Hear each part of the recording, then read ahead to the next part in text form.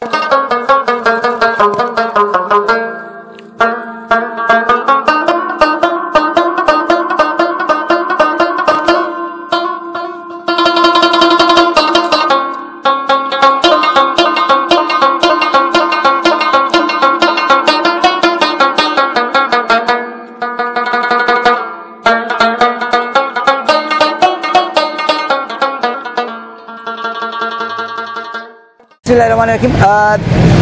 ګران مینوالو ولاړ یم په مین بازار چمکني کې چېرته چې دوا فاونډیشن زیر اهتمام د یتیم ماشومانو لپاره د روژې د میاشتې لپاره څه پیکیجز تیار شوي دي.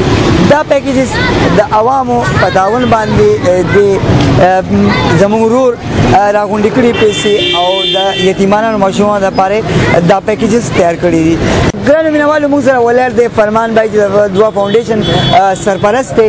د سره په دې حق باندې خبرې اترې کوو. السلام علیکم بھائی. وعلیکم السلام ورحمۃ اللہ وبرکاتہ. روزانه ته وایا چې دو میاشتې مخکې موږ یو پروګرام کړو هغې نه پس تا څومره پیسې د امداد په مد کې راغونډې شي؟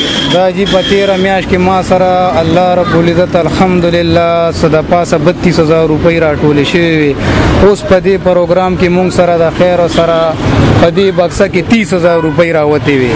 پیکیج سماو د یو کم 50,000 روپو هغې کې چې کم دی ما سره 19,000 روپۍ کمې په 19,000 روپو کې بیا د سوکنو بازار کې ما یو راونډ وکړو. هغې کې ما سره الله رب العزت د 19,000 روپۍ برابرې کې په هغې نه پس چې کم دی ما سره د جوړو کم یو جوړو چې کم دی هغه پروګرام هم مال الله رب العزت برابر کړو چې څه ما د الله نه غوښتي مال الله الحمدلله راکړل. حضرت وایي د اوس دې ټایم کې د څو یتیمانو کورونو پیکیجز تیار کړي؟ ما سره الحمدلله جی الله رب العزت مال دا پروګرام د 21 کورونو را کړی دی. او یو کور په پرده کې یو کونډ یو زنانه راغلی و مسکینو او د هغې ډېر حالات خراب وغله مونږ په پرده کې دا دغه راشن د یو کور ورکړی و 22 کورونو راشن الله رب العزت برابر.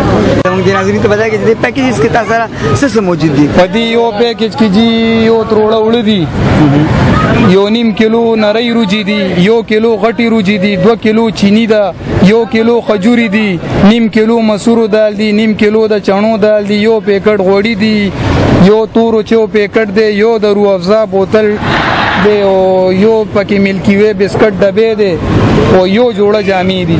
ماشاءالله مینوالو موږ سره زموږ د کلي یو نوموړی صحافي شاکر الله بھائی چې د A1NNC فاونډر هم دی هغوی سره په دې حق له خبرې اترې کوو. السلام علیکم جی. وعلیکم السلام.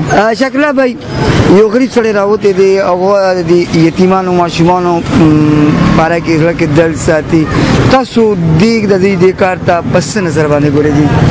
بسم الله الرحمن الرحیم. پهله خو ستاسو ډېره شکریه چې ما له وخراګو د خبرې دې ته خو زه به دا یم زما دومره تجربه نشته، خو دا کار چې دی که نه دا یو نیک کار دی. داسې ډېر په سلو کې چېرته یو 2-3 کسان داسې وي چې داسې کارونه کوي. نو موږ له د دې چې کوم کار شروع کړی د دې خو مخکې ما ریکارډینګ هم کړی و چې مخکې د دې نه مخکې چې ستاسو ما ویډیو وکته نو زه ډېر متاثره شوم. زه دومره متاثره شوم ما ویډیو لا کتلی نه وه، ډایرکټ راغوم دی ما چې زه ریکارډینګ وکړم. دا یو نیک کار دی، یو زبردست کار دی. مونږ چې دی اپریشیټ کول پکار دی، دی سره مدد کول پکار دی، ځکه چې دا نه سیاسي پارټي ده نه بل څه داسې تنظیم دی. یو یتیمانانو دپاره غریبانانو دپاره چې دی امداد کول دی سره پکار دی او دی سره مونږ له ودرېدل پکار دی.